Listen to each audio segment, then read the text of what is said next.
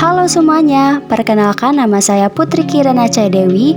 Hari ini saya ingin membahas materi tentang keanekaragaman hayati kelas 10 mata pelajaran biologi. Beberapa materi yang saya ingin sampaikan mengenai pengertian, tingkatannya, persebaran, manfaat, dan juga upaya pelestarian dari keanekaragaman hayati ini. Keanekaragaman hayati itu apa sih? Seperti yang kita tahu, kata keanekaragaman yaitu beragam atau bermacam-macam. Sementara hayati adalah makhluk hidup. Jadi, keanekaragaman hayati itu artinya variasi di antara makhluk hidup dari semua sumber, di antaranya daratan, lautan, dan sumber akuatik lainnya. Penyebab dari keanekaragaman ini berasal dari faktor genetik dan faktor lingkungan. Karena banyaknya variasi antar makhluk hidup, keanekaragaman hayati ini punya beberapa tingkatan nih, diantaranya tingkat gen, spesies, dan ekosistem. Kita bahas satu persatu ya.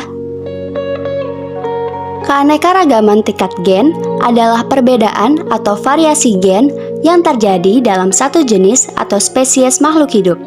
Arti gen itu sendiri ialah unit fungsional dari DNA yang mengatur pewarisan suatu sifat makhluk hidup. Susunan gen pada setiap individu makhluk hidup berbeda, sehingga terjadilah keanekaragaman dalam satu spesies atau satu jenis makhluk hidup. Seperti yang terjadi pada hewan, keanekaragaman gen pada hewan menyebabkan terbentuknya ras. Contohnya seperti kucing, terdiri dari ras Persia, ras Himalaya, dan ras Anggora. Meskipun satu spesies, karena memiliki perbedaan susunan gen, maka terjadilah keanekaragaman pada kucing. Sementara itu, keanekaragaman gen pada tumbuhan menyebabkan terbentuknya varietas. Contohnya yaitu mangga.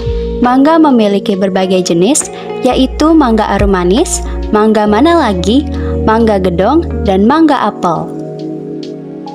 Pada tingkatan selanjutnya yaitu keanekaragaman tingkat spesies atau jenis. Keanekaragaman ini merupakan variasi yang dapat ditemukan pada komunitas atau kelompok berbagai spesies yang hidup di suatu tempat. Variasi yang terjadi pada spesies tentunya berbeda. Pada tingkat gen, keanekaragaman itu variasi terjadi dalam satu spesies, sedangkan tingkat spesies itu terjadi pada spesies yang berbeda. Jadi, suatu individu dapat dikatakan satu spesies apabila dapat melakukan perkawinan dan dapat menghasilkan perkawinan yang fertil atau subur. Contohnya pada tumbuhan seperti jeruk, yaitu jeruk bali, jeruk nipis, dan jeruk keprok. Ketiganya merupakan spesies yang berbeda, sehingga termasuk ke dalam keanekaragaman tingkat spesies. Perbedaan tingkat spesies dapat dilihat dari nama ilmiah masing-masing. Kata pertama menunjukkan tingkat genus dan kata kedua menunjukkan tingkat spesies. Dari sini kita bisa menyimpulkan bahwa ketiga buah tersebut termasuk ke dalam keanekaragaman tingkat spesies. Selanjutnya ada contoh keanekaragaman spesies pada hewan, yaitu pada golongan Panthera, seperti harimau, macan tutul, dan singa. Tingkatan yang terakhir pada keanekaragaman ini yaitu tingkat ekosistem.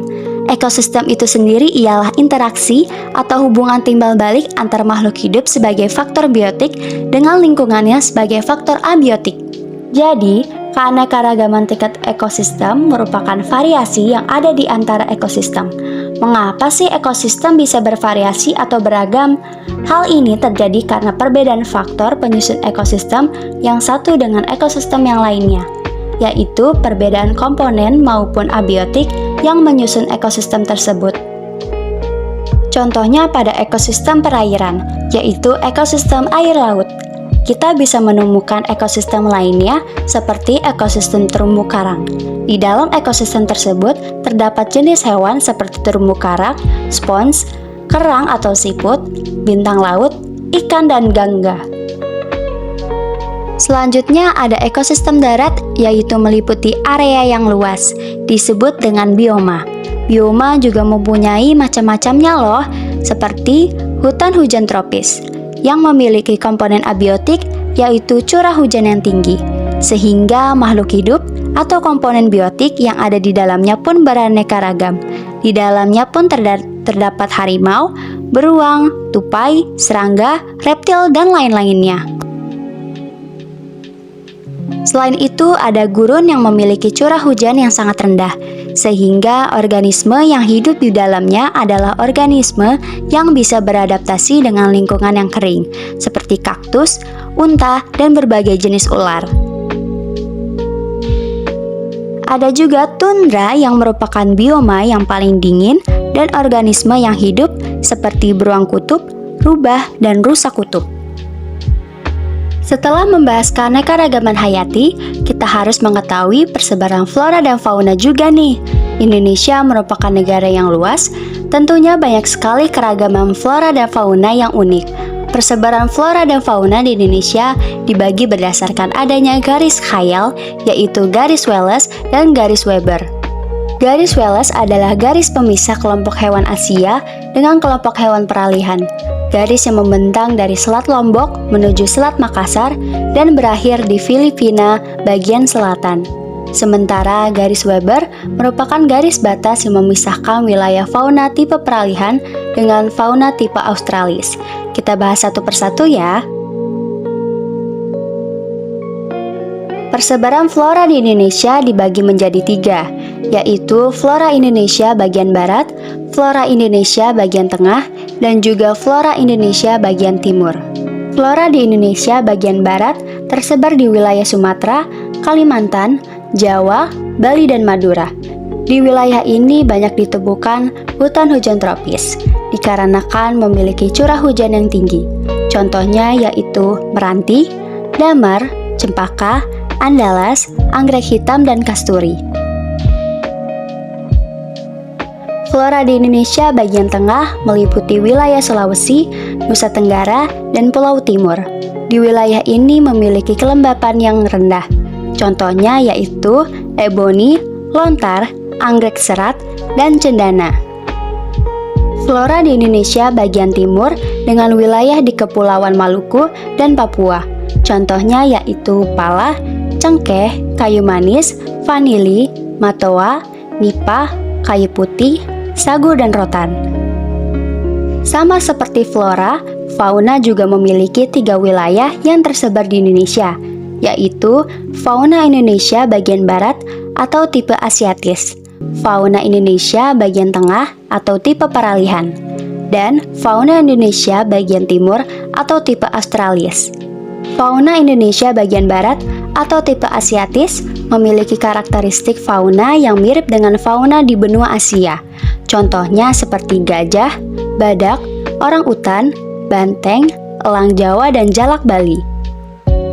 Fauna Indonesia bagian tengah atau tipe peralihan memiliki banyak fauna endemik seperti maleo, anoa, dan komodo.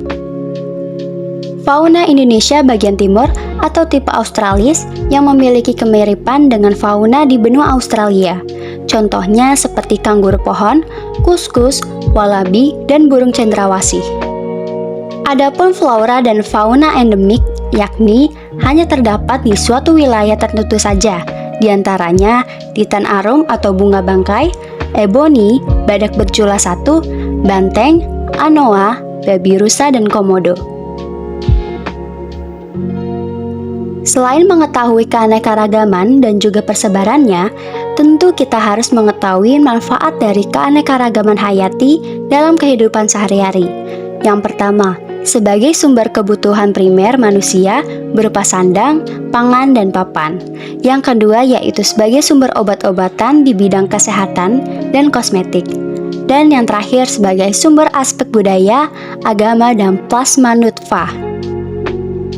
Karena keanekaragaman hayati banyak manfaatnya, beberapa manusia sering mengambil atau mengurangi dengan jumlah yang banyak dan tidak terkontrol, sehingga tidak sedikit keanekaragaman hayati yang hilang dan rusak.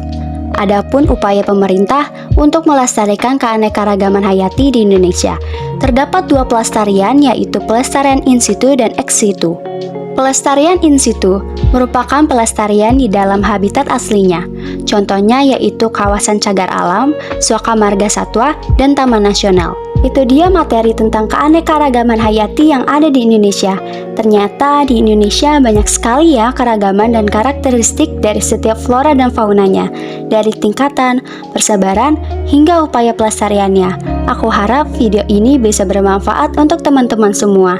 Sekian dan terima kasih.